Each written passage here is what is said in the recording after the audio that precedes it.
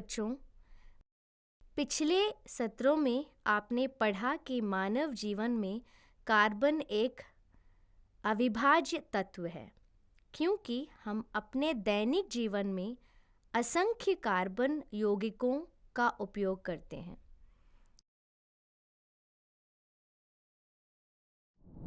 ऐसा इसलिए है क्योंकि हम जो भोजन खाते हैं, बीमार होने पर जो दवाएं लेते हैं, जो कपड़े पहनते हैं, घरेलू और ऑटोमोबाइल ईंधन, पेट, सौंदर्य प्रसाधन, ऑटोमोबाइल भाग आदि जो हम उपयोग करते हैं, उनमें कार्बन यौगिक होते हैं। लेकिन इन्हें कैसे बनाया गया है? चलो मेरे साथ इस रोमांचक नए विषय पर शुरू करते हैं। सीखने के परिणाम। इस सत्र के अंत में आप निम्नलिखित के बारे में समझ पाएंगे: कार्बन यौगिक में संबंध, कार्बन यौगिकों में विभिन्न संस्करण, sp3 संस्करण, sp2 संस्करण, sp संस्करण। मुख्य शब्द: सहसंयोजक बंधन,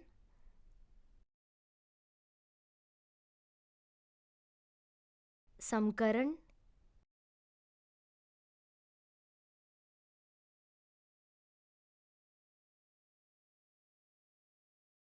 एकल बंधन,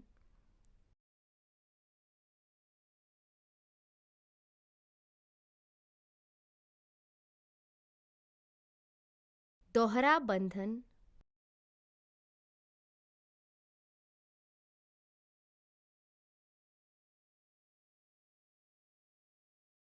त्रिक बंधन।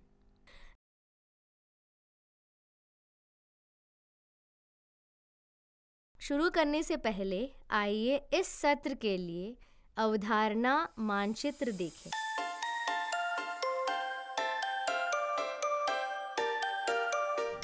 हमारा पहला विषय कार्बन यौगिक में आबंधन है। कार्बन एक गैर धातु तत्व है। यह आधुनिक आवर्त सारणी में 14वें समूह या 4A समूह से संबंधित है। इस समूह के तत्वों में संयोजकता कोश में 4 विद्युधर्णु होते हैं। कार्बन की परमाणु संख्या 6 है। यह कार्बन का इलेक्ट्रॉनिक विन्यास है जब यह जमीनी अवस्था में होता है। निकटतम उत्कृष्ट गैस या स्थिर तत्व हीलियम जैसे विन्यास को प्राप्त करने के लिए या तो कार्बन को 4 विद्युधर्णु छोड़ने की आवश्यकता होती है या यह 4 विद्युधर्णु को ले सकता है।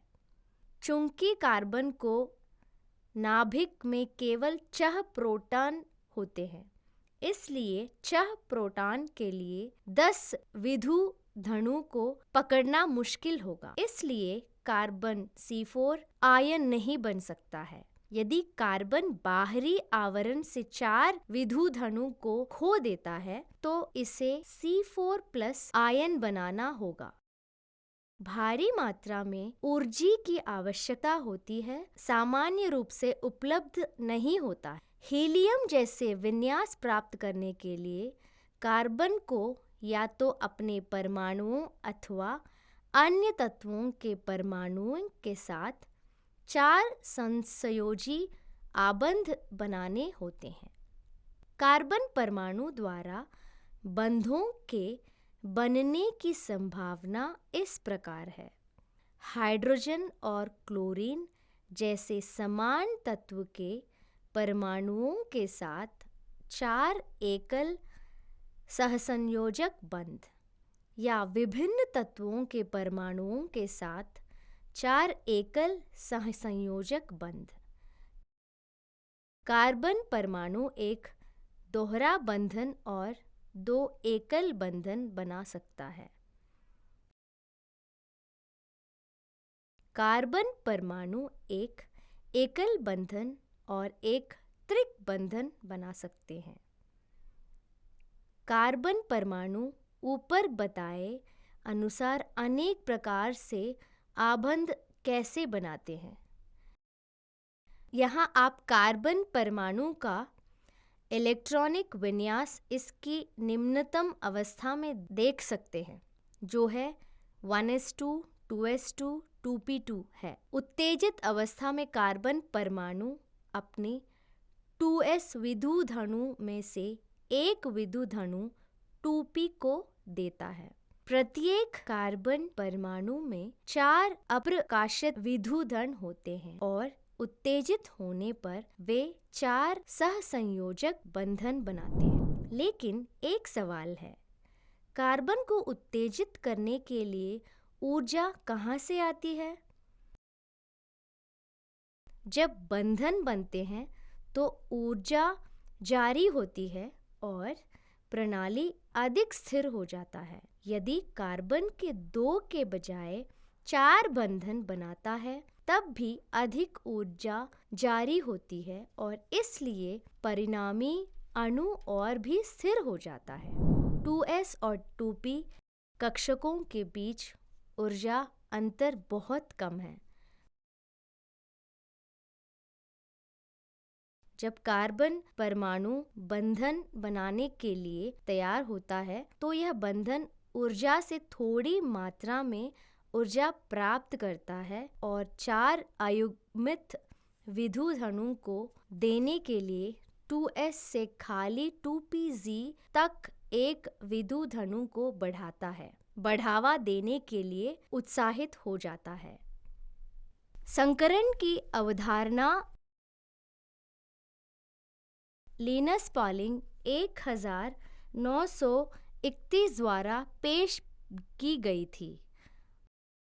ऊर्जा तथा आकृति जैसे समरूप गुणों वालों नए कक्षकों की समान संख्या देने के लिए प्रत्येक परमाणु में लगभग समान ऊर्जा वाले कक्षकों के पुनर्वतीरण को संकरणीकरण कहते हैं। नवगठित कक्षियां को समकरण कक्षियां कहा जाता है। उत्तेजित कार्बन परमाणु में इसका एक s कक्षक और 3 p कक्षीय आपस में मिलते हैं और 4 समान कक्षीय में फेरबदल करते हैं, जिन्हें sp3 कक्षीय के रूप में जाना जाता है। इस प्रकार कार्बन परमाणु sp3 संकरण से गुजरता है।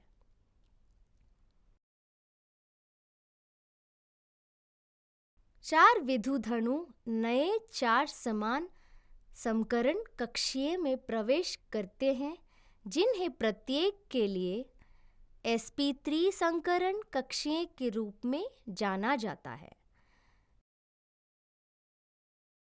संकरण कार्बन को 4 समान sp3 संकरण कक्षीय में सक्षम बनाता है और इनमें से प्रत्येक में एक इलेक्ट्रॉन होता है। चूंकि कार्बन में 4 अप्रकाशित इलेक्ट्रॉन होते हैं, इसलिए यह 4 अन्य परमाणुओं के साथ बंधन बनाने में सक्षम है। वैलेंस बॉन्ड सिद्धांत के अनुसार जब एक यौगिक में sp3 संकरण होता है तो संरचना चतुष्फलक होगी। आइए मीथेन का एक उदाहरण लेते हैं। मीथेन के नाभिक में केंद्रीय परमाणु कार्बन चतुष्फलक के केंद्र पर होता है। आंकड़े देखें। इससे कार्बन परमाणु और 4 हाइड्रोजन परमाणुओं के बीच 4 sp3s सिग्मा आबंधों के कारण निर्माण होता है। ये सभी बंधन समान ऊर्जा के हैं। कार्बन परमाणु की दो एकल समयोजी आबंध तथा एक द्विआबंध बनाने की योग्यता की व्याख्या आप किस प्रकार करेंगे? इसे sp2 संस्करणा में समझाया जाएगा। एथिलीन अणु को एक उदाहरण के रूप में लें।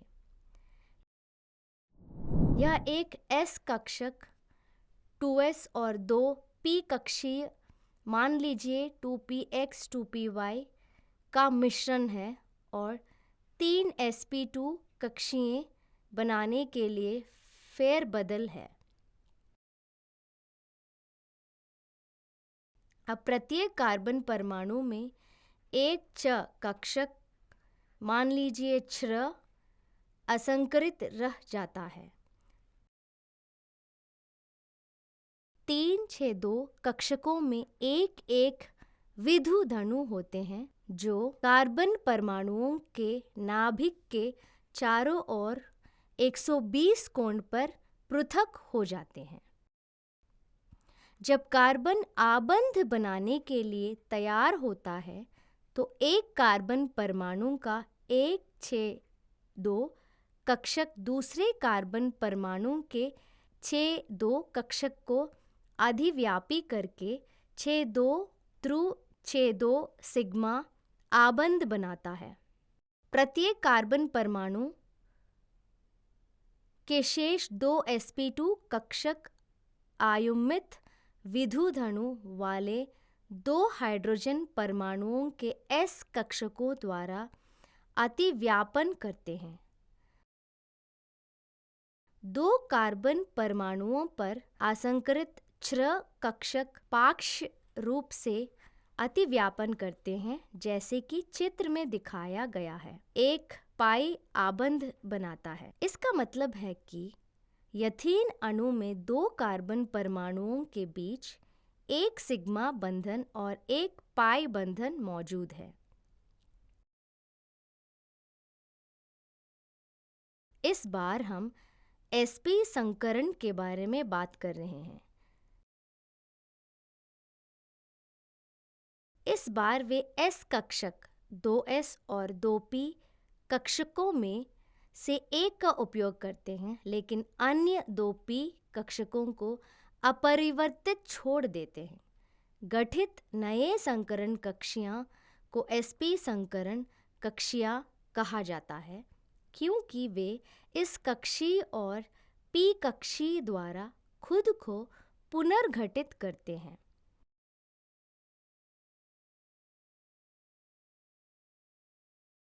उदाहरण के रूप में एसिटिलीन लेते हैं। एसिटिलीन अणु में 2 कार्बन परमाणुओं के बीच एक त्रिआबंध होता है और प्रत्येक कार्बन परमाणु की चौथी बाध्यता हाइड्रोजन परमाणुओं द्वारा संतुष्ट होती है।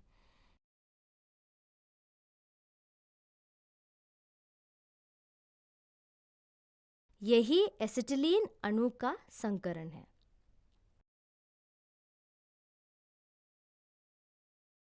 हमारा अगला विषय हाइड्रोकार्बन है। कार्बनिक यौगिक जो केवल कार्बन और हाइड्रोजन परमाणु से बने होते हैं, हाइड्रोकार्बन कहलाते हैं। हाइड्रोकार्बन आगे 3 वर्गों में विभाजित है, जैसे एल्किन, एल्केन और एल्काइन। ये हाइड्रोकार्बन हैं जिनमें केवल एकल बंधन होते हैं। उनमें सामान्य सूत्र CnH2n+2, जहाँ n 1, 2, 3 के समान है, द्वारा दर्शाया जाता है। सबसे सरल एल्केन जब n = 1 मीथेन CH4 है।